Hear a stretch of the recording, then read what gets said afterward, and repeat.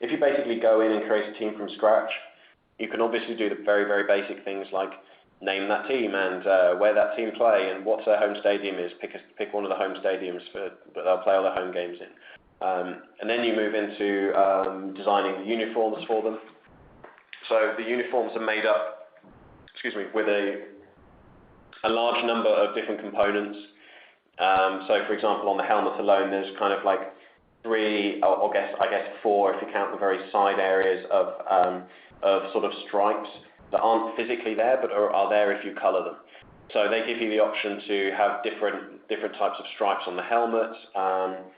Every single element of the player is able to be colored in the full color palette that we provide. So you'd be able to create the look of any team that you fancy, being it real or fictional, or your high school team you're currently playing for, your college team, your local college team, whatever.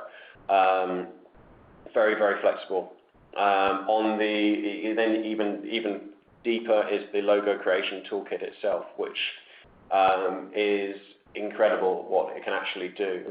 It's one of the best things that we've done in the game. We're really excited to see what people can do with this kit. The whole, let's say, the team logo, we have a system that allows for 500 different layers to all be laid on top of each other to create the logos. The logos themselves, we offer like hundreds of different shapes that you can select, and then straight away you can twist those shapes about into all different other shapes.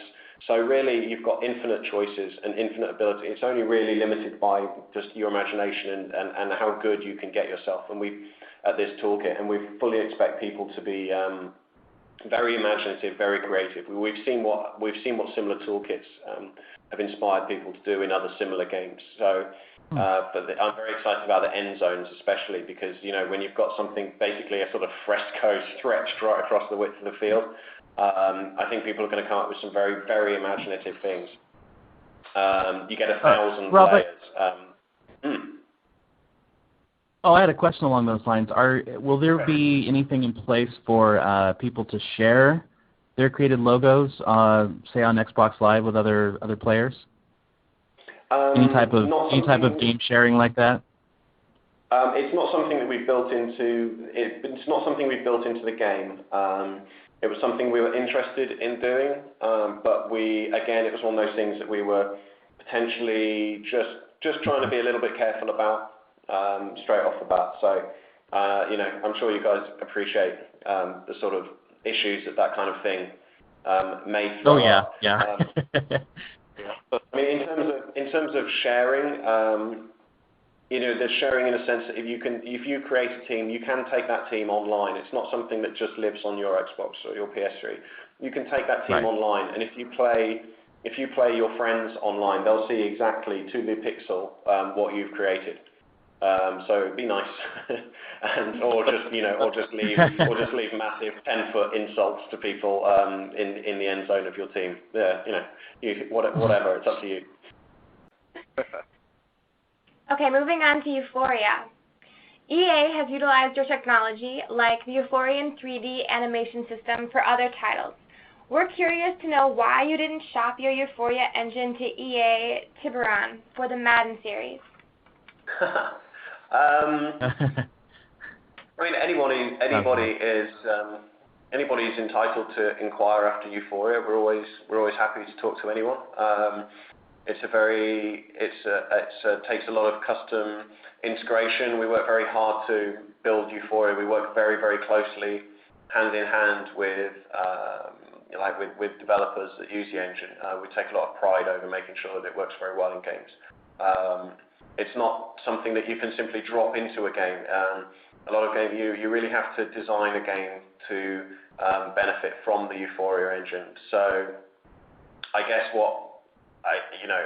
maybe they're saying that they would like the Madden series to have the Euphoria engine, and I'm sure the guys at Tiburon think about that and talk about it, and it's definitely. But they have their own way of making their game, and they do it very well, and we're we have our own way of making our game, and they're, as I've said before, they're very, very different methods, and they produce very, very different results. So it's not just something as simple as then dropping some dollars down on us and buying the engine. But hey, we talk to anyone. Okay, on to the competitive landscape. First up, given EA's hold on the NFL license, are there any worries about people ultimately not picking up the game because it lacks those known teams and players? I think I would be lying if I said I don't believe that there are people that will think like that. I think there's a lot of people out there that will look at the box and go, I don't recognize that guy. I'm not going to buy that game. I think that absolutely there are people out there. However, I think there are a very, very significant proportion of people that are football fans and not necessarily NFL fans. They might like the NFL, they might support an NFL team, but in their heart, they love the sport, they love the game. And I think a lot of it will spread through word of mouth. A lot of people will talk about this game with their friends and pass on that it's something very different. And I think the fact that there are people out there that love the sport itself is going to really play in our favor, because everything that we have done has really tried to get us close to the feel of playing the sport. 2K once had a solid NFL branded game, yet it withered away once the NFL license was taken away. Does that scare you at all? No, honestly, that doesn't really. That doesn't really scare me. I mean, obviously from a financial perspective, you don't have the licensing costs that comes with any kind of NFL branding game. I think probably one of the problems, if you had an NFL branded game that was very similar to other NFL branded games, and then suddenly you got your NFL license taken away, then that is a reason for your game to wither away, if you like.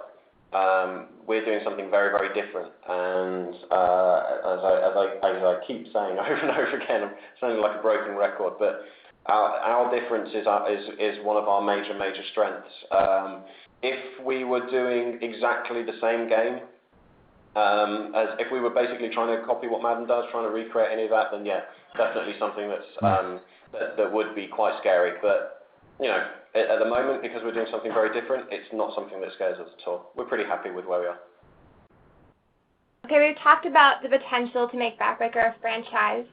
What do you think of the annual sequel business model similar to the typical sports game franchises? I think it's a very valuable, very valid system. It fits in with the seasonal cycle of sports anyway. There's no reason not to do it, and you certainly can't deny that there are people that would buy a sports game every year just to get the latest roster updates or the new rookie for their team. There are people that are more than happy buying those games every single year. I think where people maybe have become a bit cynical, a bit jaded about the whole model is if games begin to sort of stagnate and don't really add anything new, or if they just add sort of just new features here and there without any real development. And I think that's probably a danger because of the short cycle. So that's obviously something that when you think about any kind of franchise development, is something that you really want to take into account and make sure that you are giving people the best game that you possibly can give people year in, year out, or release in, release out.